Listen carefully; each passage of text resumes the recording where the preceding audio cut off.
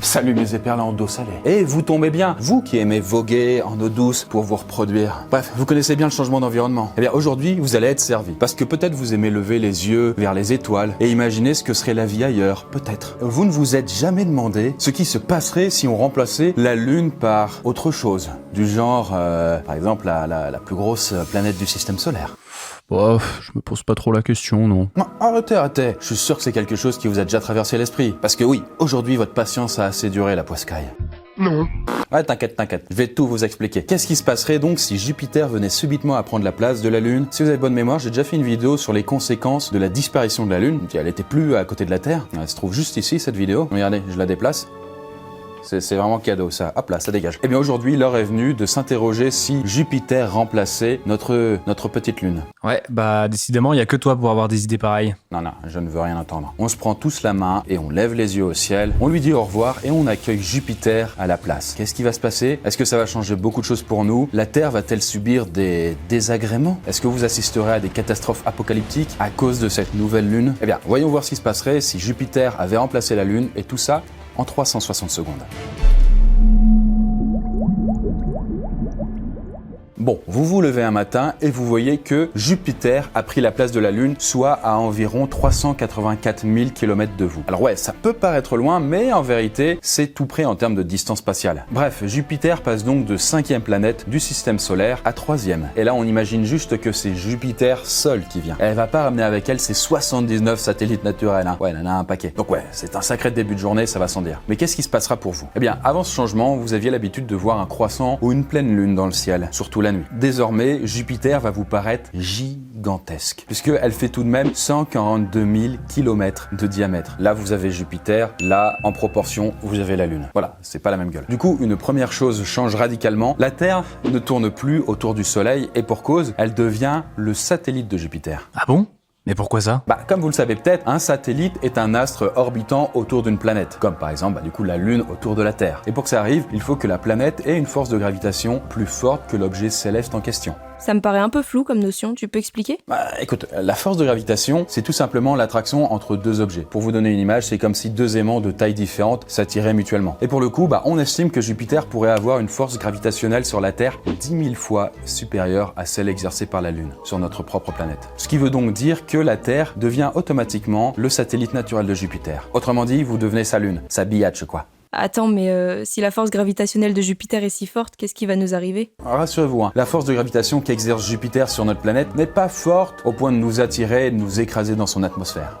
Mais pour survivre avec cette nouvelle planète proche de nous, il faudrait que la Terre orbite autour de Jupiter à une vitesse moyenne de 66 000 km/h. Cependant, malgré la vitesse, vous ne ressentiriez aucun mouvement, de la même façon que vous vivez actuellement sans ressentir les mouvements de la Terre autour du Soleil. Du coup, on part du principe que la Terre s'est bien adaptée à Jupiter dans notre vidéo. Par contre, si notre planète gardait la vitesse qu'elle avait actuellement avec la Lune, c'est là où il y aurait un petit problème de collision. Et ce serait même très rapide puisque en l'espace de 7 heures, vous auriez percuté Jupiter selon nos simulations. Et oui, parce que la Terre n'aurait pas assez d'élan pour résister à la force de la planète gazeuse. Il faudrait qu'elle tourne plus vite. Bon, c'est bien, on orbite autour de Jupiter, mais ça va nous impacter? Alors ouais. Ah putain que oui. Il va y avoir beaucoup de changements. C'est même un remaniement à ce niveau-là. J'ai décidé de remanier le gouvernement. Quand il y avait que la Lune, la Terre faisait un tour complet du Soleil en 365 jours. On est d'accord sur ça. Bon, c'était vachement long, on est d'accord. Mais là, pour le coup, comme on tourne plus autour du Soleil, mais autour de Jupiter, on en fait le tour en seulement 36 heures. Par contre, pour ce qui est de faire un tour sur elle-même, la planète Terre ne le ferait plus en 24 heures, mais en environ 40 heures. 40 heures, ouais. Comme un lundi au boulot, quoi. Ouais, si tu veux. En tout cas, au fil des millénaires, la Terre pourrait même verrouiller sa rotation. C'est-à-dire qu'il n'y aurait qu'une seule face qui se présenterait à Jupiter. Exactement comme la Lune actuellement autour de la Terre. Mais ce n'est pas tout, d'autres choses peuvent arriver. Oh, tout de suite des insinuations. Non. Parce que passer de la Lune à Jupiter, oui, ça n'a rien d'anodin. Par exemple, le clair de Lune a une luminosité qu'on peut observer à l'œil nu sans aucun problème. La Lune reflète la lumière du Soleil sans trop nous aveugler. En raison de sa taille bien plus petite que la Terre et de son albédo, c'est-à-dire du coup sa surface réfléchissante qui est assez faible. Mais là, avec Jupiter, ça ne va pas du tout être pareil. Jupiter étant 40 fois plus grande que la Lune, elle serait 5000 fois plus lumineuse que cette dernière si elle était à sa place. Ainsi, avec la réflexion du Soleil sur cette immense planète gazeuse, les nuits sur Terre n'existeraient pratiquement plus. sauf lors d'éclipses jupitériennes, par exemple. Ouais, du coup, va falloir vraiment s'adapter pour pouvoir dormir. Fermer les volets et compagnie parce qu'il fera plein jour. Mais attendez, ce n'est pas terminé. Au niveau de l'environnement terrestre, tout serait complètement différent. Alors je zappe volontairement la question des saisons, de la température terrestre et de la faune, parce que là, on n'est même pas sûr de pouvoir survivre assez longtemps pour constater un vrai changement. Attends, t'as dit qu'on risque de ne pas survivre au changement entre la Lune et Jupiter. On risque quoi concrètement? Eh bien, les petites marées dues à la Lune prendraient un coup de peps, mais clairement en devenant carrément de tsunamis. Les plaques tectoniques seraient soulevées et affolées par la force de gravitation de Jupiter, créant des tremblements de terre cataclysmique. Et puis bien sûr, cette force d'attraction a des chances de réveiller pas mal de volcans qui entreront en éruption. Bon, en bref, des conditions de vie qui deviennent un peu compliquées pour nous. Ainsi, tout risque de disparaître sous les eaux, sous la lave ou encore dans d'immenses crevasses. Mais ce n'est pas encore la fin de votre calvaire, soyez patient. Avec la magnétosphère de Jupiter, c'est-à-dire la région de l'espace autour de la planète géante dans laquelle est confiné son champ magnétique, cela pourrait carrément nous ramener à l'âge de pierre. Pierre ? Présente. Ou au moins à l'âge pré-industriel. La magnétosphère de Jupiter s'étend sur plus de 7 millions de kilomètres en direction du Soleil. Elle est produite par des courants électriques circulant dans son noyau externe. Ainsi, à une distance aussi proche de la Terre, il serait fort possible que l'entièreté de nos appareils électriques soit détruite. Bon bah du coup, adieu l'électricité, la télévision, la PlayStation, Spyro, etc. On est reparti pour un ancien monde. En plus, la magnétosphère de Jupiter renferme des radiations qui pourraient détruire les satellites de communication de la Terre. Du coup, niveau communication internationale, ça va être un peu compliqué. Du coup, tout ce qui repose sur l'électricité, comme les ampoules, Internet, les réseaux, tout ça, ça part un peu aux oubliettes.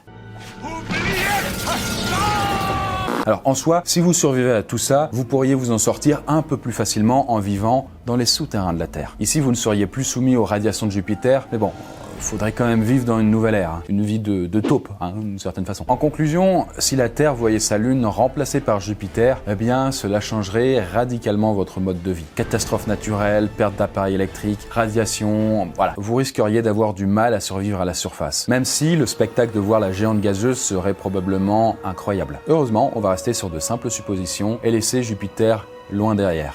Mais si un jour, il fallait vraiment en venir à vivre dans les profondeurs de la Terre, l'homme arriverait-il à s'épanouir malgré tout ou arrêterait-il d'évoluer? Eh bien voilà le Poiscaille, j'espère que ça vous a plu parce que Jupiter c'est quand même un gros morceau quoi. Ah bah c'est enfin fini ce script. Putain, tu sais combien on a passé de jours pour faire les calculs et tout? Plus jamais, tu m'entends? Ouais je suis d'accord, ouais. Eh merci, t'es un frère, c'est cool. Mais attends, c'est quoi ça? C'est quoi encore ce sujet de niveau ingénieur là? Ah non, mais on va devoir rester au bureau encore toute la nuit pour le boucler. Et à quelqu'un?